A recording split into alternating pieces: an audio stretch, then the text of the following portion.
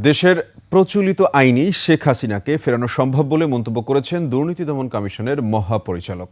দুদকের ব্রিফিংয়ে এ কথা বলেন তিনি। এছাড়া বিগত আওয়ামী সরকারের সাবেক এমপি নুরুন্নবী চৌধুরী শাওনের বিরুদ্ধে দুর্নীতির অভিযোগে মামলা করেছে সংস্থাটি।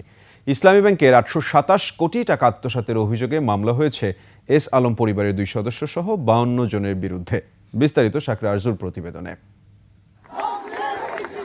ফ্যাসিবাদের তকমা নিয়ে ছাত্র জনতার অভ্যুত্থানের মুখে গেল বছরের ৫ আগস্ট দেশ ছেড়ে পালিয়ে ভারতে আশ্রয় নেয় সাবেক প্রধানমন্ত্রী শেখ হাসিনা। পরে অন্তর্বর্তী সরকার গঠনের পর গত ১৫ বছরের শেখ হাসিনার দুর্নীতি ও অপকর্মের চিত্রগুলো একে একে বেরিয়ে আসতে থাকে।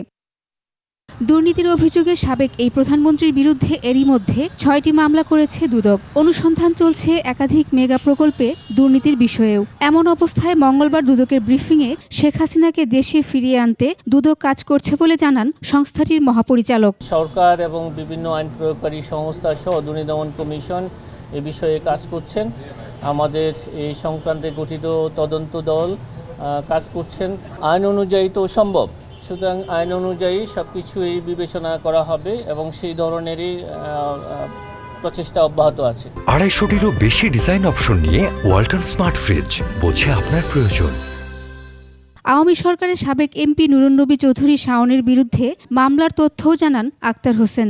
নুরুন্নবী চৌধুরী শাওন সাবেক সংসদ সদস্য, বোলা ০৩ মানি লন্ডারিং সংক্রান্ত অপরাধ করায় তার বিরুদ্ধে দুর্নীতি দমন কমিশন আইন ২০০৪, মানি লন্ডারিং প্রতিরোধ আইন ২০১২ এবং দুর্নীতি প্রতিরোধ আইন ১৯৪৭ সংশ্লিষ্ট ধারায় আজ একটি মামলা রুজু করা হয়েছে। ইসলামী ব্যাংক খাতুনগঞ্জ শাখা থেকে ঋণ গ্রহণের নামে টাকা আত্মসাতের অভিযোগে এস আলমের ছেলে ও ভাই সহ ৫২ জনের বিরুদ্ধে মামলা দায়ের হয়েছে বলেও জানান দুদক মহাপরিচালক। মানি লন্ডারিং সংক্রান্ত অপরাধের প্রমাণিত হওয়ায় আহসানুল আলম, সাবেক চেয়ারম্যান ইসি কমিটি এবং পরিচালনা পর্ষদ ইসলামী ব্যাংক, মোহাম্মদ আরিফুল ইসলাম চৌধুরী, ব্যবস্থাপনা পরিচালক সেঞ্চুরি ফুড প্রোডাক্ট লিমিটেড সহ ৫২ জনের বিরুদ্ধে আরও একটি মামলা রুজু হয়েছে।